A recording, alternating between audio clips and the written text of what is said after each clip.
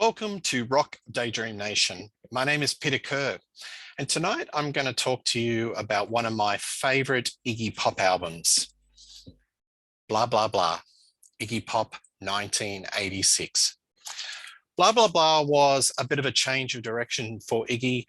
I think we all know the history of Iggy. Started off proto-punk in the late 60s, early 70s through the Stooges.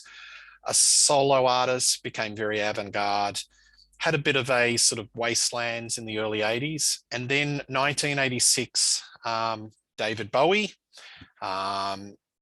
co-produced and wrote a number of songs, and they created the Blah Blah Blah album.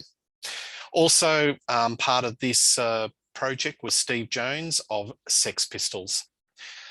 I like this album a lot. I think it shows a much more emotive, crooning, romantic side of Iggy. A lot of the lyrics show his vulnerability. So the album starts off with Real Wild Child, which is an old 1950 song written by Johnny O'Keefe, who was an Australian rock singer in the Elvis vein. Then it goes into a number of different songs: Baby You Can't Fall, Shades, Fire Girl, Isolation, Cry for Love, Blah Blah Blah, to name a few.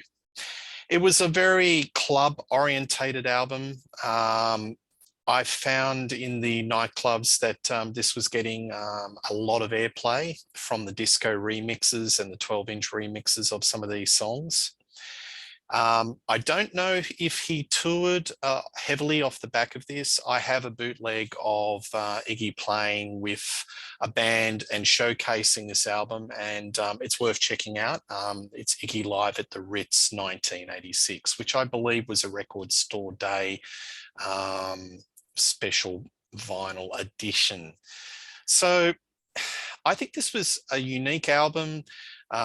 Soon after this, he went into a more metallic edge, the Instinct album, where he created a band going into that more rock orientated, heavy metal, proto-punk, leading into the, reunification of the Stooges and a lot of projects that were, basic full circle to the sort of garage proto-punk that we love. But for a glimpse in the 1980s and 1986, this album was definitely covering that New Order, Depeche Mode, synth pop type of sort of music, which was very, sort of melodic, showed a lot of his emotions through his lyrics, covering isolations and romance, and just generally him crooning over a lot of a synth rhythmic backbeat. And I found it quite a captivating album, and funny enough, it's one of my favorite Iggy albums and one that I constantly play in my collection. So there you have Iggy Pop, Blah Blah Blah. It's not far away from Christmas. If you need to investigate some new music, I would certainly give this a wrap. So do yourself a favor, put some comments. Tell me what you think of this album. Is it one of his best, most underrated, or you think it's complete shite? I don't mind. Put your comments down, and feel free to subscribe to Rock Daydream Nation. Plenty of content coming up in 2022, just covering all things rock. So it's going to be a big year.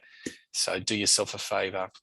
Anyway, welcome to wherever you are, and I will catch up with you soon.